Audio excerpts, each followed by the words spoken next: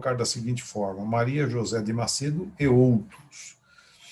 Então, temos aqui conosco o doutor Renato Ribeiro de Almeida, que falará por Wilson Alexandre Oliva, que é o recorrente. Doutor Renato, nossos cumprimentos, é um prazer tê-lo conosco, está com a palavra pelo prazo regimental.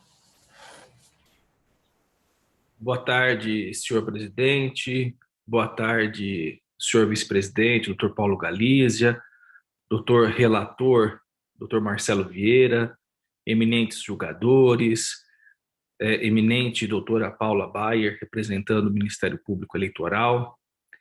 E, senhor presidente, esse é um dos casos mais estarrecedores que eu já sustentei nesse egrégio tribunal. Especialmente digo isso porque fui eu o advogado no primeiro caso de fraude em cota feminina trazida ao TRE, julgado naquela oportunidade pelo eminente juiz Dr. Marcos Elídios, um caso que acabou balizando a jurisprudência tanto no TSE quanto no TRE sobre essa importante matéria.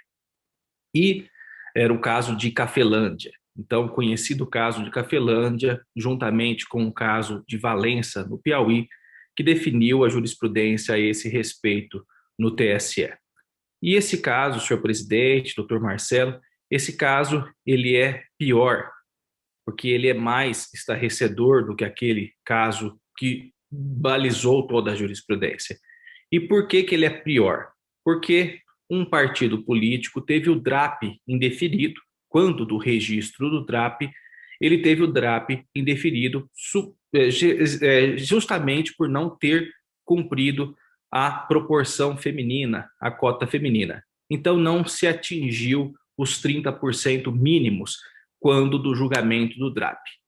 De uma forma desesperada, a presidente do partido, candidata a vereadora naquela oposição, ela resolveu, para conseguir o DRAP, deferimento, incluir de última hora a sua própria mãe, também como candidata a vereadora, uma senhora de 78 anos, no meio de uma pandemia, com comorbidades, com problemas de saúde, e pasmem, senhores jogadores, uma senhora para concorrer com a própria filha.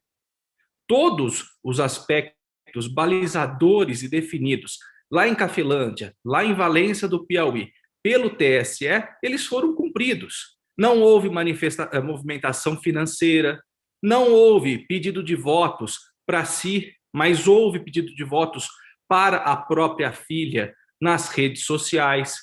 Teve votação pífia, não há provas de animosidade entre mãe e filha, muito pelo contrário, são muito unidas, e isso os autos e as redes sociais provam. Então, senhor presidente, está muito evidente que a candidata, essa senhora de 78 anos, ela simplesmente foi candidata para conseguir, de uma forma absolutamente reprovável, o deferimento do DRAP. E o autor, ele teve um cuidado muito especial de verificar, com base nas informações públicas, ou seja, o título de eleitor, os dados referentes a qual local de votação que essa senhora vota, também a sua filha vota, e conseguiu essas informações, buscou o boletim de urna e ele descobriu que naquele local de votação, naquela urna, mãe e filha votaram, a filha teve 2 votos e a mãe nenhum voto, comprovando sem nenhuma dúvida, a menos que se questione a validade das urnas eletrônicas, e todos nós sabemos aqui o quanto são rígidas as definições das urnas eletrônicas, que a própria senhora não votou em si, mas votou na filha. Então não é uma prova ilícita, é uma coisa comprovada. Também foi trazido nos autos testemunhas que iriam comprovar de maneira ainda mais forte aquilo que está se alegando. E também se manifestou nesse sentido o próprio Ministério Público Eleitoral lá na primeira instância, favorável a todo tipo de produção probatória, dilação probatória sobre essas questões que são muito graves. a despeito de tudo isso colocado de uma forma totalmente inesperada, esse caso ganhou muita repercussão, foi até matéria de destaque no jornal Valor Econômico, e a despeito de tudo isso que tinha acontecido, o juiz simplesmente, por argumentos que nós desconsideramos completamente, entendemos por equivocados, embora respeitemos a decisão de primeiro grau, entendeu que era o caso de julgamento antecipado da lide, e entendendo que não era caso de dilação probatória, não era caso sequer de se manifestar às outras partes que estão no polo passivo, e decidiu liminarmente o processo, entendendo por não julgar o mérito.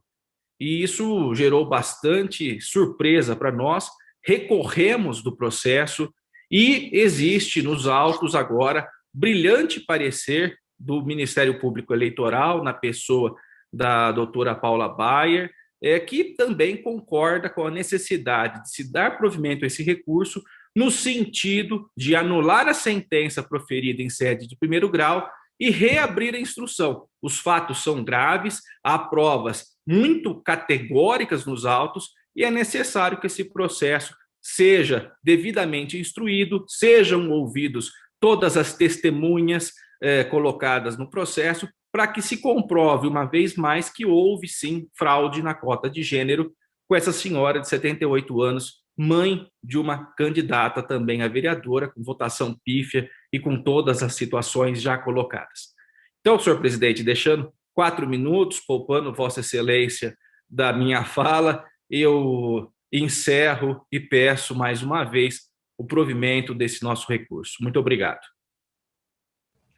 Cumprimento o eminente advogado por sua sustentação oral e, dada a prévia manifestação